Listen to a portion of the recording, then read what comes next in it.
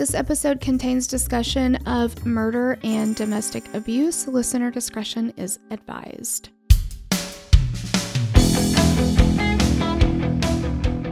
In September of 2002, 18-year-old Rachel Burkheimer went to a house party with friends thinking she was in for a night of fun. Unfortunately, Rachel never returned home from the party. Instead, this group of friends abducted her, bound and gagged her, put her inside a duffel bag, and drove her to a desolate area where they forced her to watch them dig her grave. Rachel was murdered by those that she trusted after rumors of betraying them were circulated. How did this pretty, athletic, and driven 18-year-old end up buried in a shallow grave with one of her best friends holding a shovel? All right, you guys, Tori is a little under the weather this week, so I'm going it alone here. She'll be back next week, of course, but we are keeping it moving. So hopefully it's not so bad with just me. Sorry about that. Take it. We trust you. Come on. I'll drive. Come on. Okay. All right.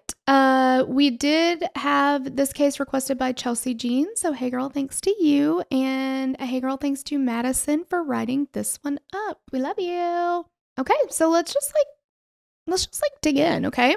Rachel Rose Burkheimer was born on January 16th, 1984 to her father, Bill Burkheimer, and mother, Denise Weber. Rachel was the second of two daughters. She had an older sister named Megan. And the Burkheimer family lived on the Tulalip Reservation in Snohomish County, not far from Everett, Washington. I hope I said all of those things. As a child, Denise and Bill were concerned that Rachel could have had problems with her hearing because she was nonverbal. But she started talking at age 3, and it kind of seemed like she was making up for lost time. She definitely got her words in. She could often be heard doing silly voices or impressions of others. Her imagination was always running wild. She loved to make up fun stories for her troll dolls. She loved to play pretend.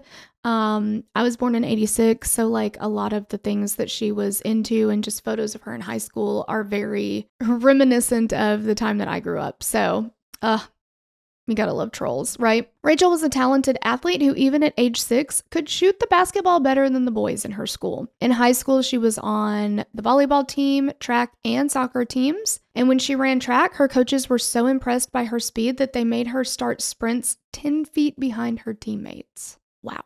Like, I would have to be 40 feet in front of my teammates just to keep up, I think. Even though Rachel loved sports and being outdoors, she was described also as a girly girl.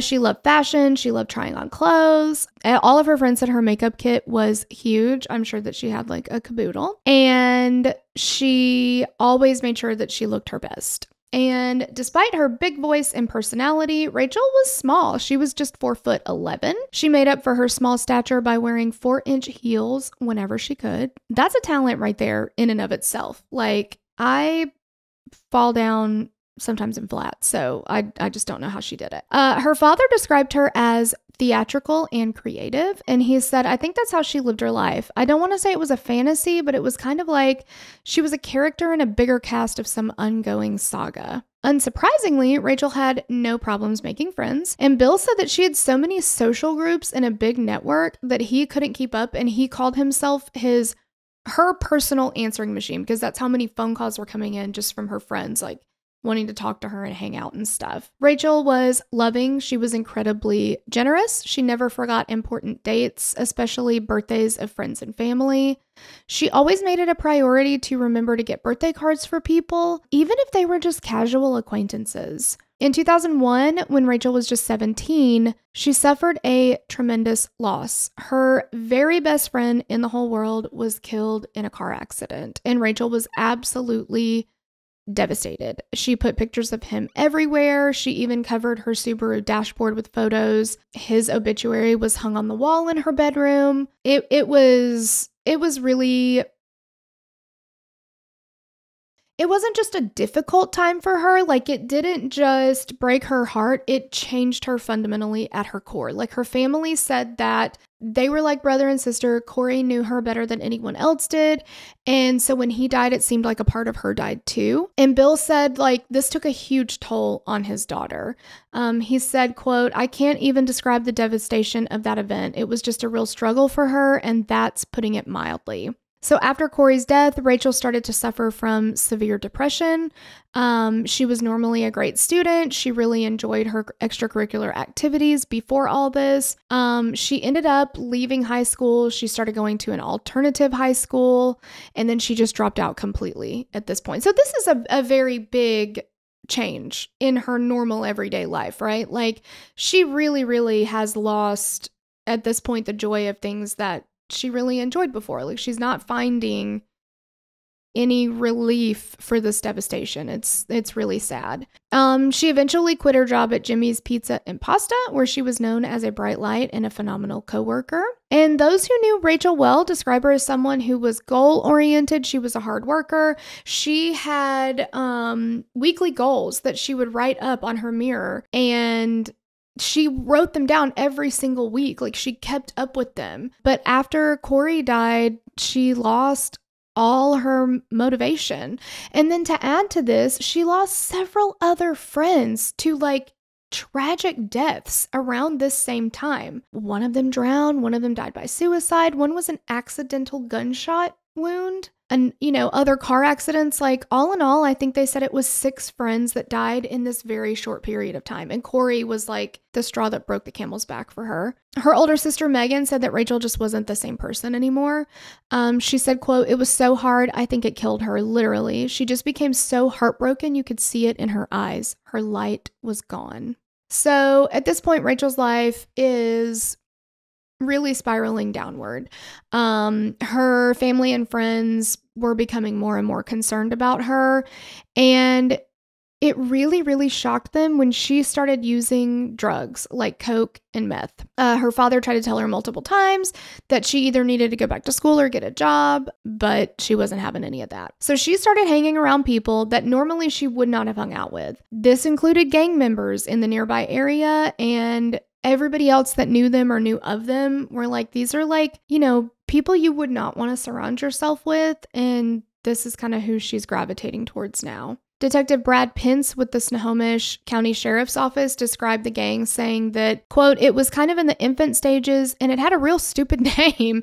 They called themselves the Northwest Mafia. They would steal drugs, sell some of them, and use most of it. They had no other ambition in life. They would sit around and play video games, smoke dope, and do cocaine and meth and party." So that's who she's now spending most of her time with. As a parent, that would be incredibly alarming.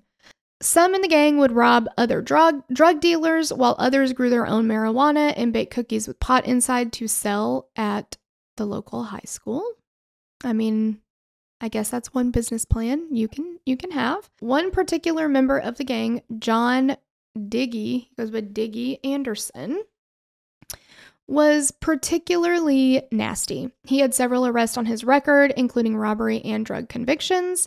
It's unclear exactly how Rachel and John met, but they started dating, despite literally everybody else being like, dude, don't get involved with him. It's really not a good idea. So Rachel's dad found out that they were dating when he got a phone bill for $640. And he looks at the phone bill. He's shocked. Like, what in the world has happened to get a $640 phone bill?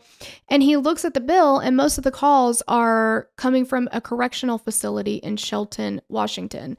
And John Anderson was incarcerated at this time. So John was also sending Rachel letters that showed how incredibly jealous he was. He would write about how much he loved her. She's the best thing in his life. But he also wrote, quote, "You are my world. You are my everything. You make my heart beat. You make me function. And you also make me think. I don't think that I could ever want to live without your love." The relationship was very toxic. People said that they would see bruises on Rachel. They suspected they came from him. One of John's friends later said that when they were together, that he would actually smell Rachel's hair and clothes and things to see if he could smell other men. He was so suspicious and jealous and possessive that he would sniff her to see if he could smell other men's scents on her, almost like she's a dog and he's like marking his territory, like he's checking for other dog scents. It's disgusting. In a later letter, he explained why he acted the way he did, writing, quote, "The only reason I do these things is because I don't want to lose you. I'm obsessed with your love and you in general. I just don't know what to do sometimes when we get in arguments. I want us to be perfect." Okay, so it probably goes without saying Rachel's father was not happy about this relationship.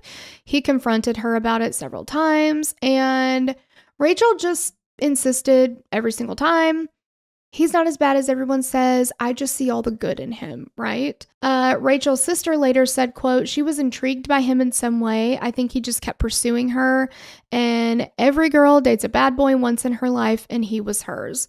Her older sister just really thought, this is a phase. Everybody, goes through the or has this one bad boy that they date, and it fizzles out, right? Like, she thought this is a phase that would pass. And despite Rachel having changed so much in the past year, there was still some of the old Rachel there. She'd finally started to see that her lifestyle had gotten dangerous. Most importantly, it seemed like she was starting to really see who John Anderson and what John Anderson really was. So she told her sister that things had gotten out of control with him. And Megan said, quote, "She sat on the end of my bed and was talking until 2 a.m. about her fears, about her concerns about John Anderson, and the different threats he had been giving her." So Megan kind of felt her sister had finally had enough of John, and she was ready to get her old life back. And it seemed like she wanted to get back to who she used to be. Her father told True Crime Daily, quote, "One morning, beautiful Sunday morning, she's sitting on our porch, and she had this radiance that I had not seen in months. And she looked up and said, 'I've met an incredible friend, Maurice.'" So Maurice was 18-year-old Maurice Rivas. He was also a member of the Northwest Mafia, but according to Rachel, he also wanted to get out. He did not want to continue with this group of friends either. She had started going to church again with her parents and was even sleeping with a Bible to help the nightmares that she was having. Her sister later found a list that looked like one of Rachel's old to-do list, but this one said, quote, "Reestablishing connections with positive friends." So it seems like she's identifying steps that she wants to take to get back to the way that things were, to get back to a time that she remembered when she was happy, and to surround herself with better, more positive people. One of Rachel's friends and teammates from her high school, Allie, said that Rachel had reached out to her and that they had reconnected. And Allie said the last couple of weeks before she died, we were talking almost every day. She kept saying, "I love you, and it's time for us to hang out again." So Rachel ended up telling her dad that Maurice had been encouraging her to re-enroll in high school and that they were going to finish their senior year together. They were going to get their high school degree. She was going to work towards becoming a medical technician. They wanted to walk at graduation. They wanted to do all the things. Unfortunately, John Anderson did not like this.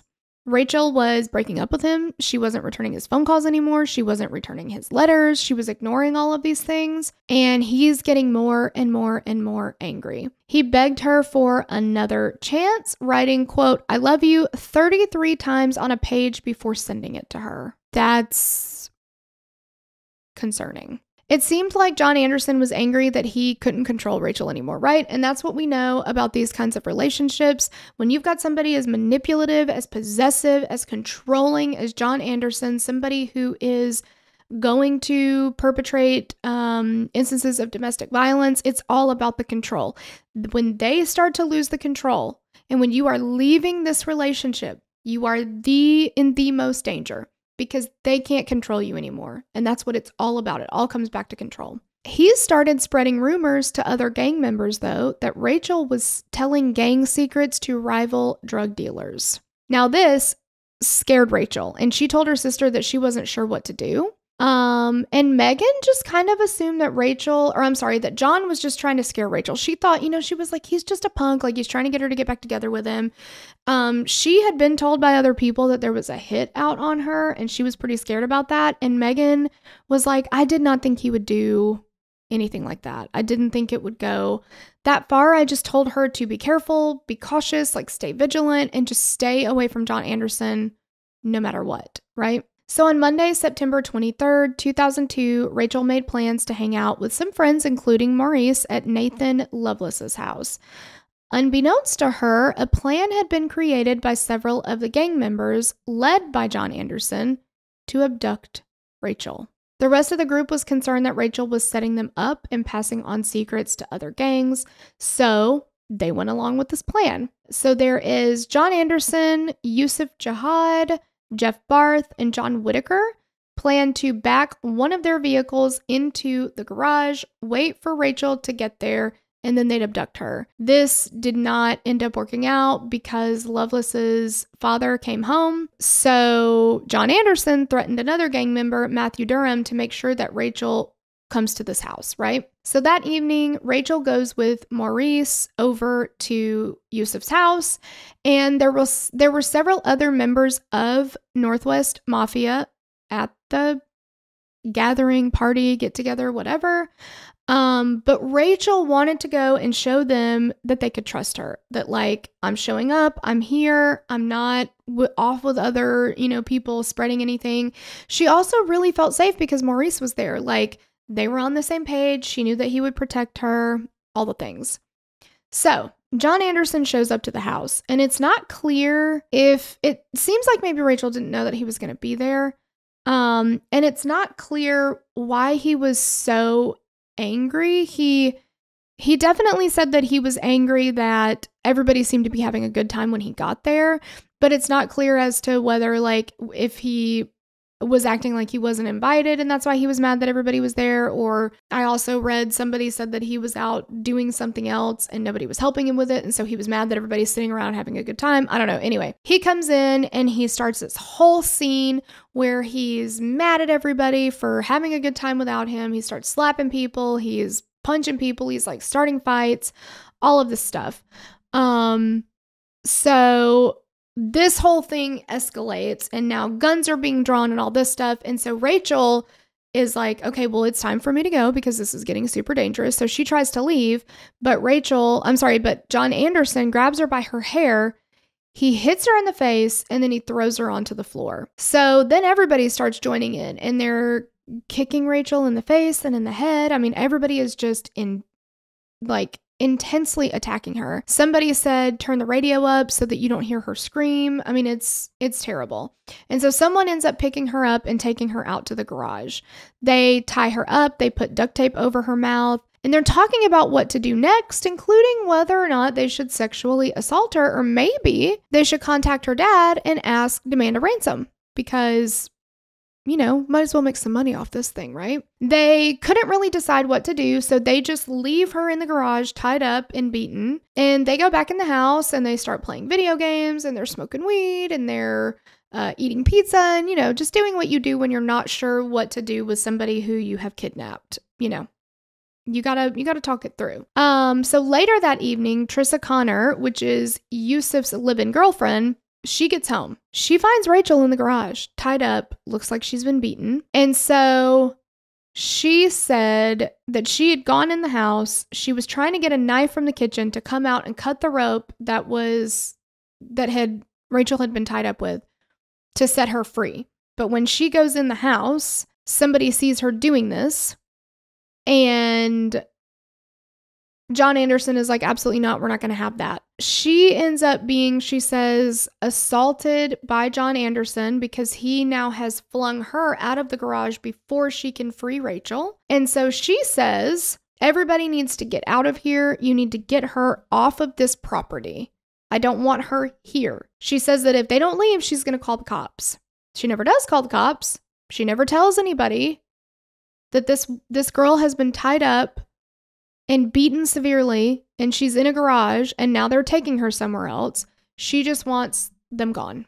Just, you don't have to go home, but you can't stay here. So they end up sticking her inside a duffel bag, and then they put it in the back of a Jeep, and Rachel was inside of this bag. So Durham, Whitaker, and Maurice drove around in the Jeep with Rachel still in the duffel bag waiting for John Anderson to tell them what to do next. They end up leaving Maurice and Rachel at a trail in Mill Creek so they can go back and pick up Anderson, which seems like a godsend, right? Because Maurice is her friend and now they're alone. Like, she can trust him. He's there to protect her, right? And they left them alone. He can untie her and let her go. Like, we can get out of here, right? She promised Maurice that she'd give them whatever they wanted, however much money they wanted. Like, please just let me go. And Rachel even did tell Maurice, like, look, if you guys are going to kill me, just promise me you won't drown me. Like, I just don't want to be drowned. And Maurice is just like, I think everything's going to be fine. Don't worry about it. And so he zips her back up in the duffel bag. John Anderson arrives. The group picks up Maurice and Rachel. Now they have shovels and a pick in the back of the Jeep. Anderson instructed Durham to continue driving until they arrived at a deserted spot near Ryder Pit in the city of Gold Bar. So Anderson and Whitaker start looking for soft spots in the dirt, and then they start digging. Maurice is drinking a soda and smoking a cigarette by the car. They tell him to come help dig, and Durham stays in the vehicle. Finally, the men let Rachel out of the duffel bag and they untie her. Anderson told Whitaker to take Rachel's clothing and jewelry, and Rachel pleaded with them to let her keep one of the rings that she was wearing because Corey, her friend who had passed away, had given it to her, and Anderson said absolutely not. And her dad said too that, like, to the bitter end, she still held her dignity. She was like, I will take my own clothes off. I will take my own jewelry off. Like, I'm going to do this myself. She ends up having to kneel. She kneels briefly and starts to pray, and Anderson forces her into the hole that they dug. And she had to watch this hole being dug, watching the people that are supposed to care about her dig her grave. It's so terrible. And Anderson takes a gun and just starts shooting Rachel in the back of the head. And then he instructs the other men to help him bury her. And as they drove home, Anderson was threatening them, saying that, quote, loose ends will be cut off if anyone talked.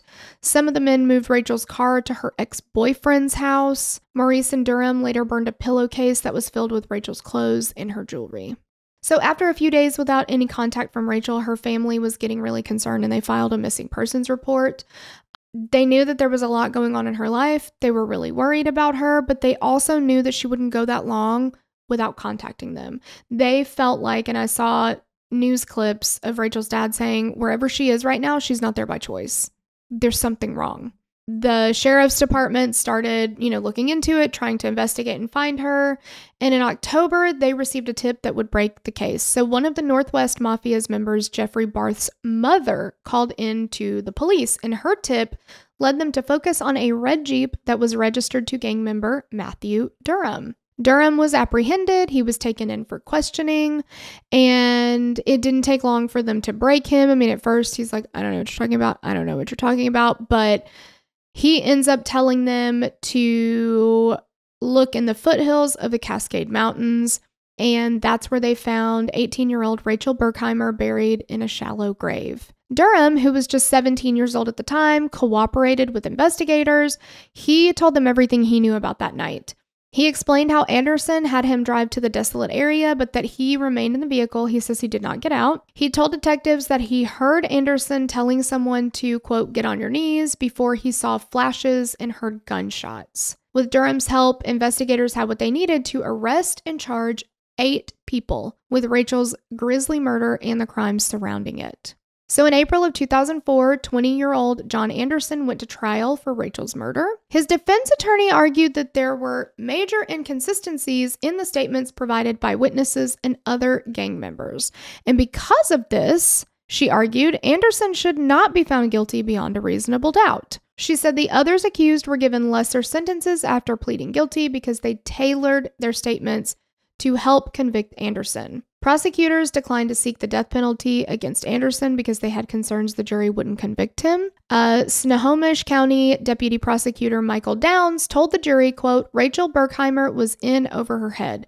She was hanging around with people who were breathtakingly dangerous, self-absorbed, and uncaring for anyone but themselves. And it took the jury less than 6 hours to come to a decision. They found John Anderson guilty of first-degree murder and conspiracy to commit murder. He was sentenced to life in prison without the possibility of parole and is serving his sentence in the Clallam Bay Correction Center in Washington State. And Megan, Rachel's sister, said that the trials were obviously so difficult, and I can't imagine being a family member like going through something like that, having to listen to all of these details, but that John Anderson in particular was so smug that he would turn around and like smirk at them and just had absolutely no remorse, right? Like nothing.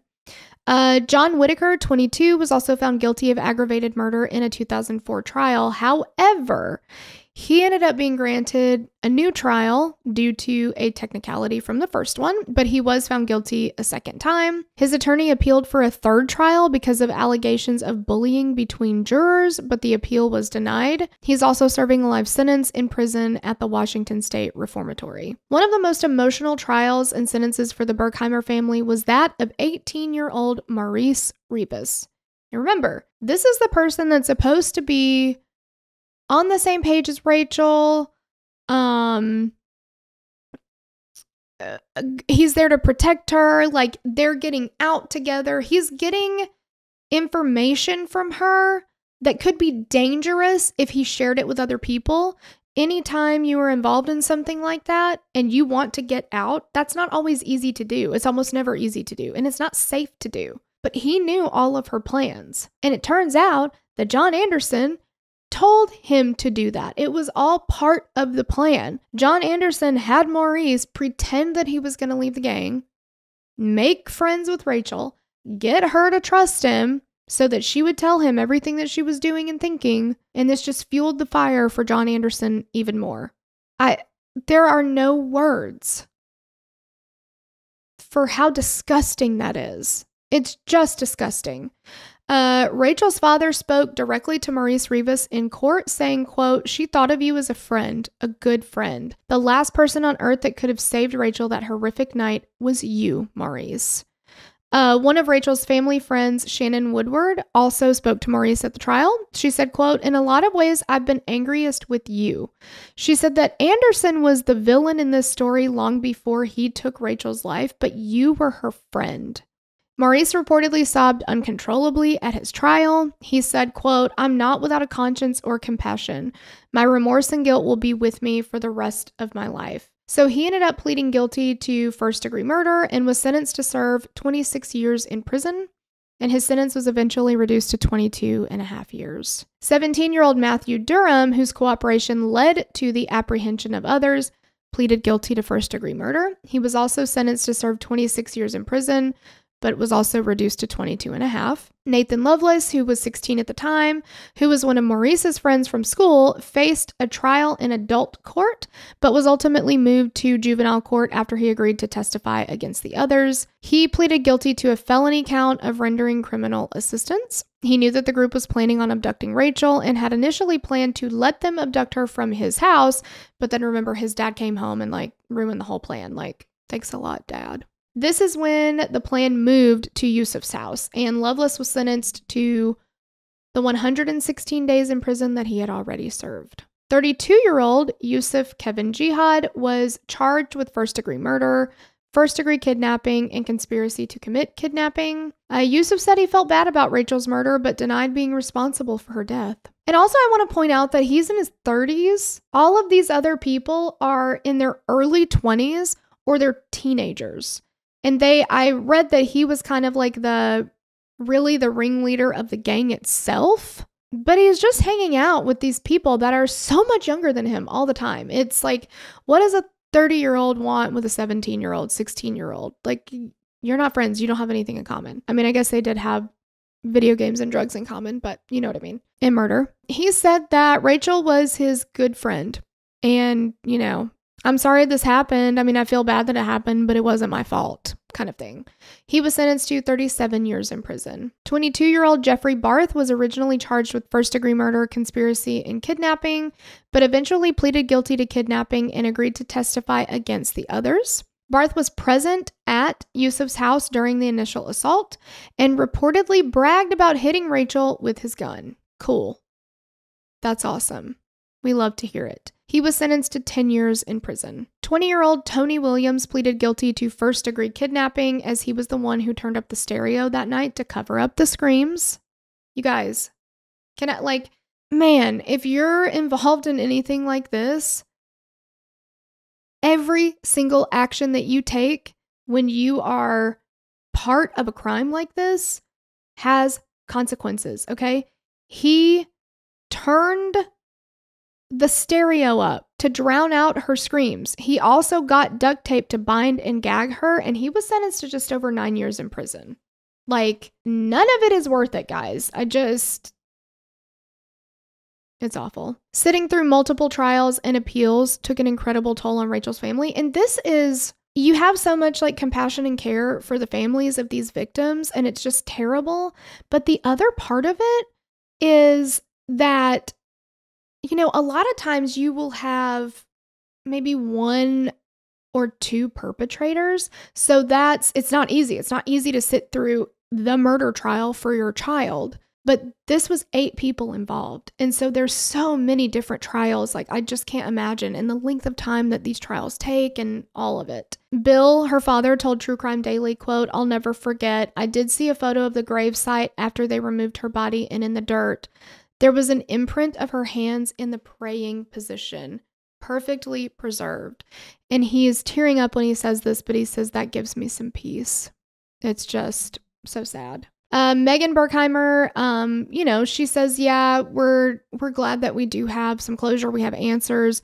But she says that she'll never recover from the pain that her sister's murder has caused. And she says, I'm always going to carry this hurt. I'm going to be here, and it's going to be here until I die because my sister was supposed to be here until I died. And Bill said, now that these parts are over, they can try and celebrate Rachel's life. He says, quote, "The case may go away, but Rachel never will. Her life was not tragic. Her death was." It's just so sad. It's so senseless. And I heard an interview with Maurice Rivas too, where he says that he's like, it's senseless. And it may have been on True Crime Daily. And they asked him like, why didn't you just let her go? Like, you guys were there by yourselves. They weren't with you. You could have let her go. Like, you could have done something to save her. And he just says, it's just cowardice, I was a coward. I was scared. I think there was a lot of fear. And initially, I didn't realize how involved he was with the planning of this. Like, initially, at that point, I did not realize that him befriending Rachel the way he did was all a ruse. And it was part of John Anderson's plan. I don't think that was fear, my dude. I don't think that was fear. I'm sure being involved with people like that and they will turn on you in a heartbeat. Doesn't matter. Like, they're not afraid to just kill you if you make them mad. Like, sure, there's some fear involved there, but you knew exactly what you were doing. You were part of it. You gained her trust on purpose, knowing full well that the only reason that you were gaining her trust was to get her to go somewhere that she was scared to go, but she trusted that she would be okay because you were with her. Like, I can't with him. The window open scale on this one, I'm thinking Miley Cyrus, like, everything's gone, everything's out the window. Why? It's just awful and so sad. That is the case, though, and let us know what you think in the comments or on social media, wherever it is that you interact with us, and we will see you next time. We love you. Bye.